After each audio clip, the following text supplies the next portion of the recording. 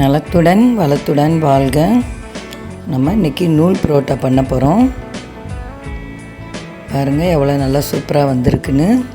அதுக்கு தேவையான பொருள்கள்: அரை கிலோ மைதா மாவு, சுகர் அரை ஸ்பூன், உப்பு தேவையான அளவு, பால் அரை கப், 2 முட்டை. மாவை பிசைஞ்சுக்கிடுவோம்.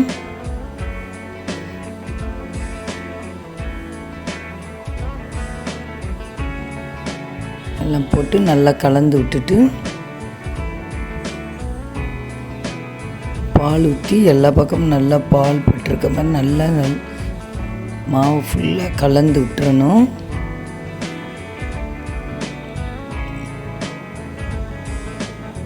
மாவும் பாலும் நல்லா கலந்த பிறகு முட்டையை உடச்சி ஊற்றி பிசைய போகிறோம்.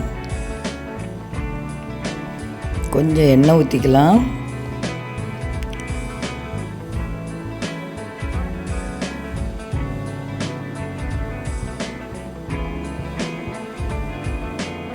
இப்போ முட்டையை உடச்சி ஊற்றிடுவோம்.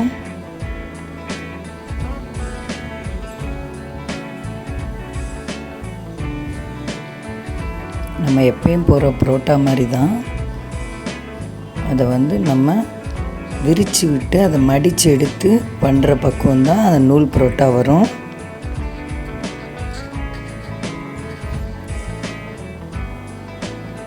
தண்ணி கொஞ்சம் கொஞ்சமாக ஊற்றி தக்கன பிணையணும்.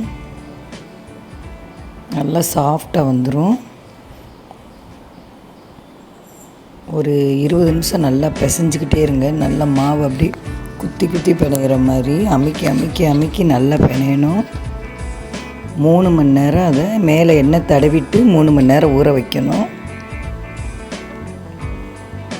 ஒரு மூடியை போட்டு அதை ஊற வச்சுருவோம்.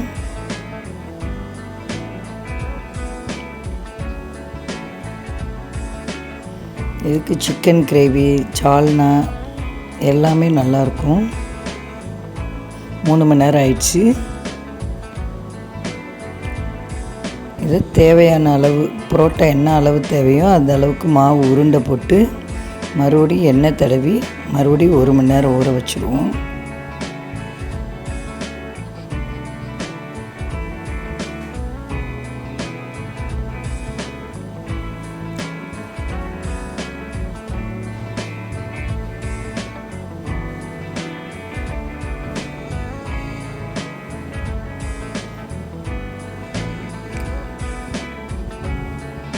எல்லா மாவையும் இந்த மாதிரி உருண்டை போட்டு மேலே எண்ணெயை தடவி மறுபடியும் ஊற வைக்கணும்.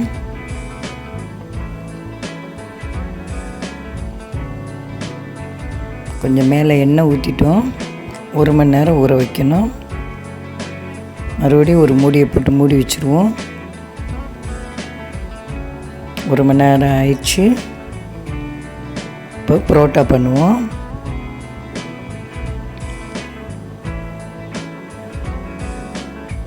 அந்த இடத்துலையும் நல்லா எண்ணெய் தடவிட்டு அது மேலே மாவு வச்சு நல்லா இழுத்து விடணும். மாவை நல்லா நைஸாக இழுத்துடணும்.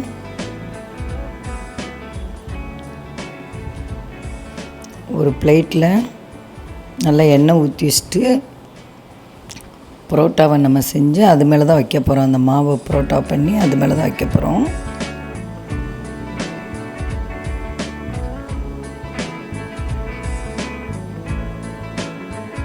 நல்லா மாவை நைஸாக இழுத்து விட்டுறணும்.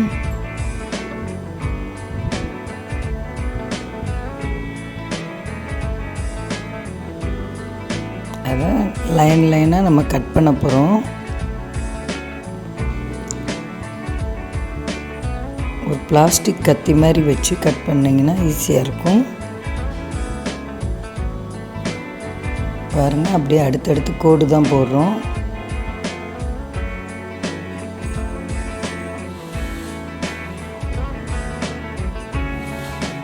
நல்லா சின்ன சின்ன கோடாக போட்டாத்தே நல்லா உங்களுக்கு பொடி பொடியாக வரும்.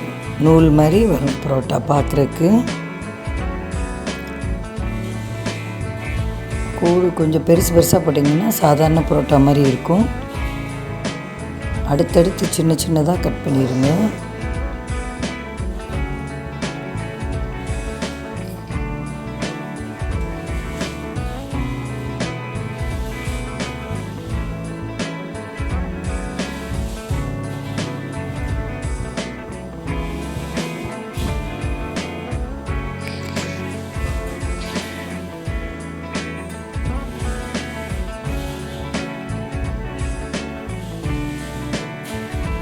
இந்த மாதிரி அடுத்தடுத்து போட்டுறணும். இந்த கூடு கட்டிங் நல்லா விழுகணும்.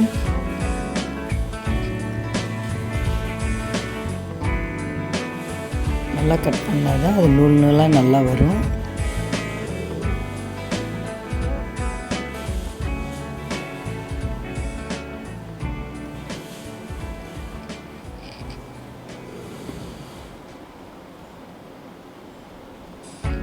கட் பண்ணி முடித்தோன்னே அந்த மாவு அப்புறம் ஒன்றா அப்படியே அடுக்கி எடுக்கணும்.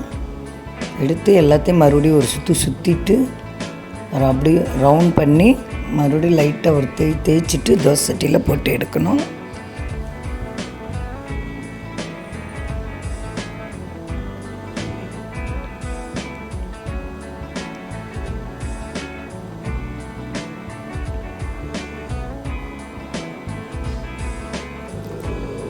அப்படியே எல்லா மாதிரி ஒன்று சேர்த்து அடுக்கிற மாதிரி அப்படி ஒன்று சேர்த்துட்டு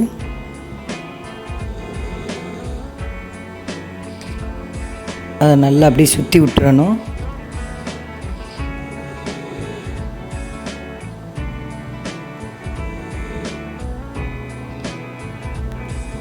அப்படியே ரவுண்ட் பண்ணி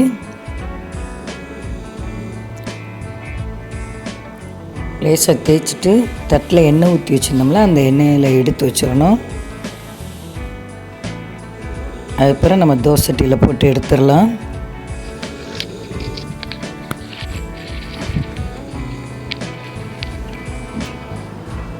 பாருங்கள், தட்டில் வச்சுட்டு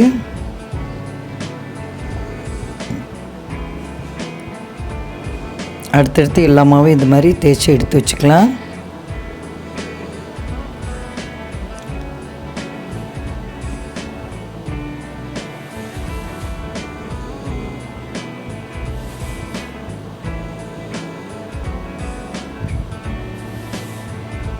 சாதாரண பரோட்டா இது பண்ணுறதுக்கு இந்த மாதிரி நூல் பரோட்டா வந்து நல்லா லேயராக நல்லா வருது. ரோஸ்டடாக வேணுன்னா நல்லா கொஞ்சம் நேரம் கூடுதலாக வேக வச்சு எடுக்கணும்.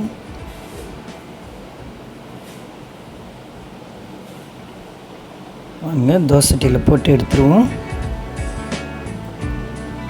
தோசைக்கல் நல்லா காஞ்சினா கொஞ்சம் எண்ணெய் ஊற்றி பரோட்டா தேய்ச்சி வச்சதை போட்டுருவோம்.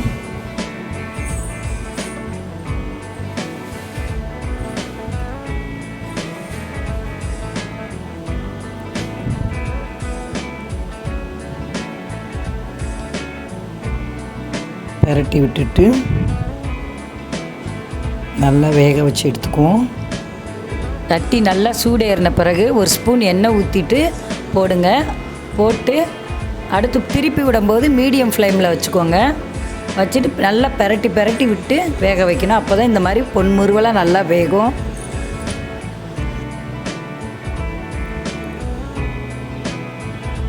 நல்லா லேயராக வந்துருந்தது.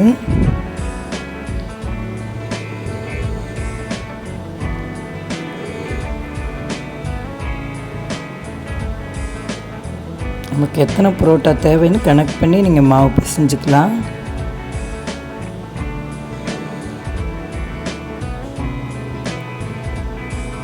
அடுத்தடுத்து எல்லா பரோட்டாவையும் போட்டு எடுத்துட்டேன்.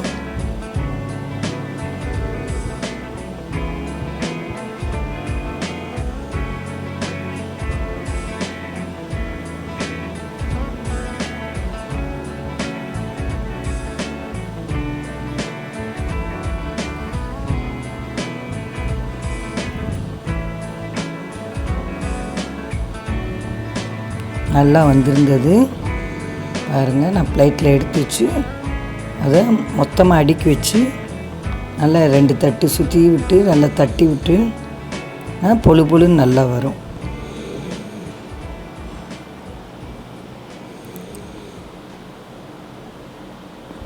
பாருங்கள், நல்லா வந்திருக்கு பாருங்கள். இருங்க, நான் உங்களுக்கு ஒரு பீஸ் தனியாக வச்சு காமிக்கிறேன் எப்படி நல்லா லேயராக வந்திருக்குன்னு.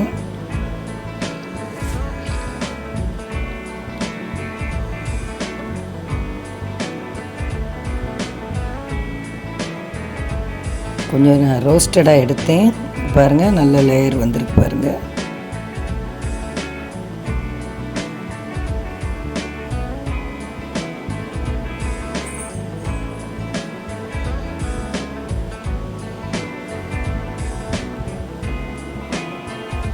வீட்டில் இந்த மாதிரி நீங்களும் ட்ரை பண்ணி பாருங்கள்,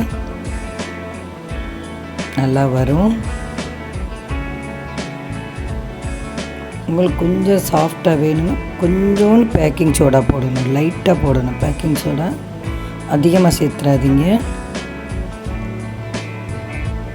பாருங்கள் எப்படி நல்லா நூல் நூலாக இருக்குது பாருங்கள். அந்த லேயர் ஃபுல்லாக நல்லா தெரியுதா, நல்லா சூப்பராக வந்திருந்தது.